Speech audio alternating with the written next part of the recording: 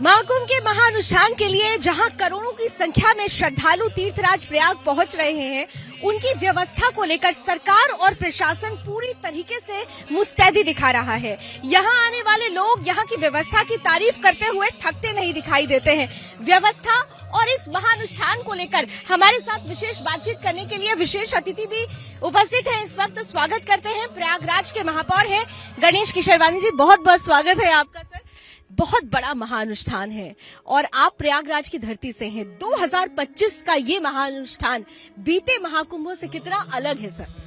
देखिए, निश्चित रूप से यह महाकुंभ, चूंकि ये पूर्ण महाकुंभ है और यह महाकुंभ 144 साल के बाद लग रहा है, तो इसलिए एक प्रकार से जो वर्तमान पीढ़ी है देश और दुनिया के अंदर, शायद इसके पहले भी इस कुंभ का अवलोकन नहीं किया होगा और आने वाले समय में भी वर्तमान पीढ़ी इस महाकुंभ का अवलोकन नहीं कर पाएगी।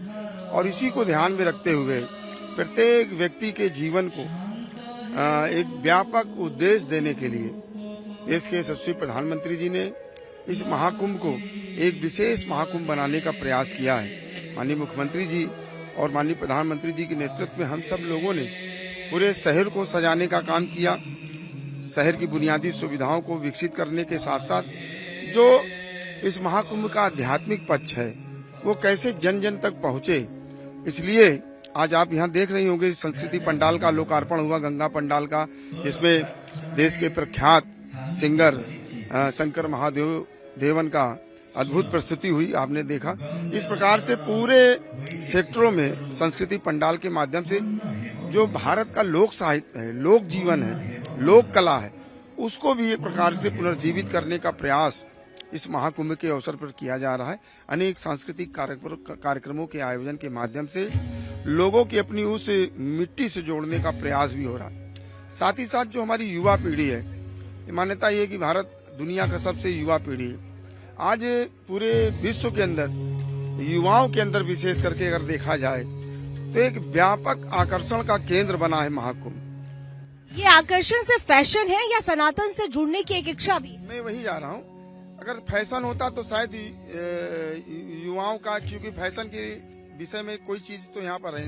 यहाँ पर पूज्य संत महात्मा हैं, साधु संत हैं, कल्पवास है, जो कल्पवास के कठिन जो एक प्रकार से तपस्या होती है 1 महीने का, वो आकर्षण है यहाँ का। पूज्य साधु संत, उनका जीवन, उनकी जीवन शैली, उनकी दिनचर्या, ये आकर्षण है उनका।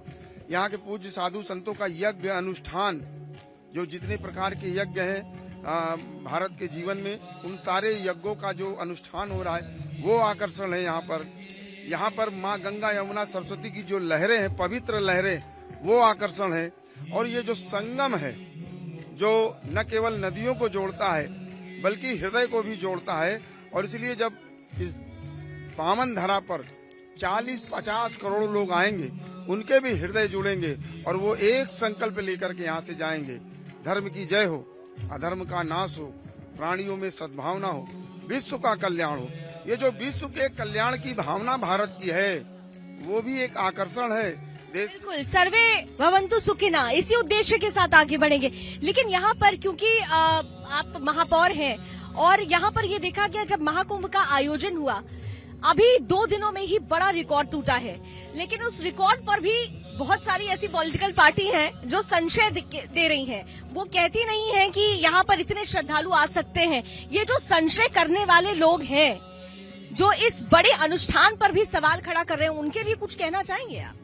देखिए, मैं तो कहता हूँ कभी कभी इस देश के अंदर हजारों साल केवल स्व की भाषा, स्व की संस्कृति और स्व के शासन के लिए संघर्ष हुआ।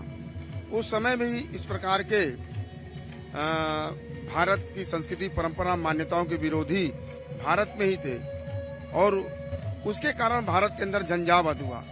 एक बार जब पुनः भारत का सामर्थ्य खड़ा हुआ है, भारत का सांस्कृतिक जागरण हुआ है, उस समय ये जो भारत की संस्कृति, परंपरा, मान्यताओं के विरोधी जो कुंठित मानसिकता के से ग्रसित हुए राजनीतिक लोग हैं, जो केवल वोट की राजनीति करते हैं, समाज का विभाजन करने का प्रयास करते हैं, वो स्वाभाविक रूप से उनके मन के अंदर एक ईर्ष्या है सनातन। अखिलेश यादव तो कह रहे हैं कि भाई यहाँ तो सिर्फ पाप धुलने के लिए लोग आते हैं, पुण्य की बात तो वो कर ही नहीं है। देखिए, अखिलेश यादव के बारे में क्या कहा जाए। अखिलेश यादव वो शायद भारत की संस्कृति, परंपरा, मान्यता को जानते नहीं हैं और इसलिए इस प्रकार की बात करते हैं। और मैं समझता हूँ भारत की इस पावन धरा पर, प्रयाग की इस पावन धरा पर पूरी दुनिया के लोग जो आए हैं वो भारत के जीवन दर्शन के मर्म को समझना चाहते हैं, जानना चाहते हैं, महसूस करना चाहते हैं, एहसास करना चाहते हैं।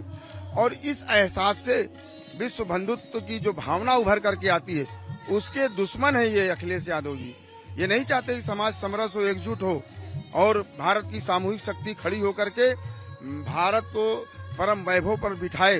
ये सामूहिक शक्ति क्या हिंदू राष्ट्र की तरफ ले जा रही है? क्या इसका डर तो नहीं है इन पॉलिटिकल पार्टीज को? हिंदू राष्ट्र ये जो संकल्पना है, क्या इस बार भी उद्देश्य में, मूल में ये हिंदू राष्ट्र की संकल्पना है?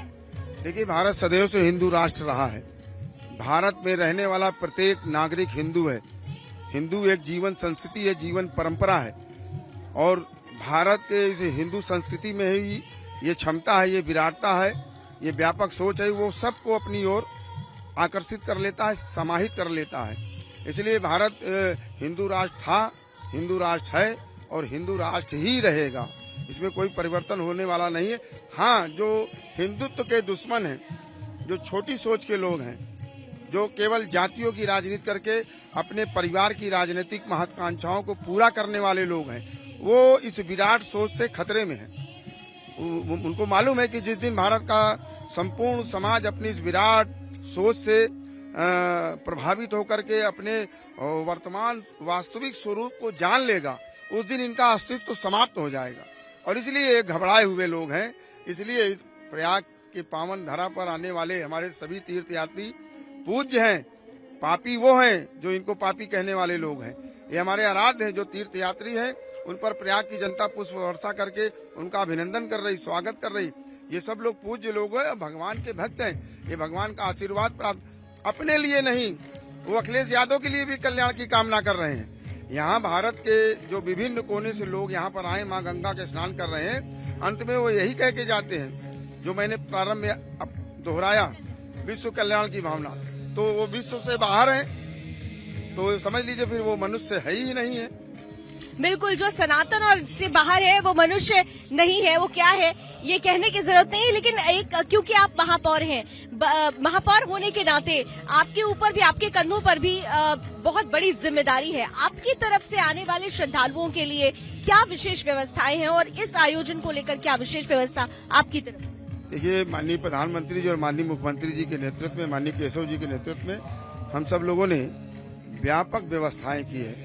अपने अगर शहर की बात अगर हम लोग कर लें तो जैसा कि मैंने प्रारंभ में कहा था कि हमने बुनियादी ढांचा वैश्विक स्वरूप प्रदान करने का काम प्रयागराज ने किया है। चौड़ी चौड़ी सड़कें, सुंदर सुंदर आकर्षक चौराहे, रोड पटरियां, ये जो बुनियादी चीजें थी, सीवरेज, पेयजल की समस्या, इन सब को हम लोगों ने 1.5 साल से सुव्यवस्थित किया है। इसके साथ ही साथ तीर्थयात्री जो शहर से गुजर करके जाएंगे, स्टेशन जाएंगे, बस स्टेशन जाएंगे, तो रास्ते रास्ते हमने रैन बसेरे बनाने का काम किया है, अलाव जलवाने का काम किया है। स्वच्छता के लिए अधिक संसाधन नगर निगम ने उपलब्ध कराए हैं। साथ ही साथ मैन पावर भी हम लोगों ने बढ़ाने का काम किया है, क्योंकि माननीय प्रधानमंत्री जी की सोच है कि एक स्वच्छ भारत हमें बनाना है और वह स्वच्छ भारत की कल्पना प्रयाग की पावन धरा से वैश्विक आकार ले रही। तो इसलिए प्रयाग की बहुत बड़ी जिम्मेदारी थी। आज आप देख सकती हैं कि प्रयागराज कितना सुंदर और सुसज्जित और अनुशासित दिखाई पड़ा। इसके साथ ही साथ पर्यावरण को बेहतर करने के लिए नगर निगम प्रयागराज ने शहर की आबो हवा ठीक रहे 1,19,753 पेड़ कूड़ा हटा करके हम लोगों ने लगाया, जो आज एक सघन जंगल बन गया है। माननीय प्रधानमंत्री जी की सोच थी 1 सिटी 1 फॉरेस्ट, उस सोच को भी हम लोगों ने यहाँ पर साकार करने का काम किया है। तो प्रतिदिन कूड़े का निस्तारण ढंग से हो, 1500 टन कूड़े का निस्तारण की क्षमता आज नगर निगम प्रयागराज के पास है। बायो CNG प्लांट भी हम लोगों ने लगाने का काम किया, नए तमाम STP लगाने का काम किया। आज आप माँ गंगा का जल देख सकती हैं, इतना पावन, इतना स्वच्छ, इतना निर्मल, इतना अविरल।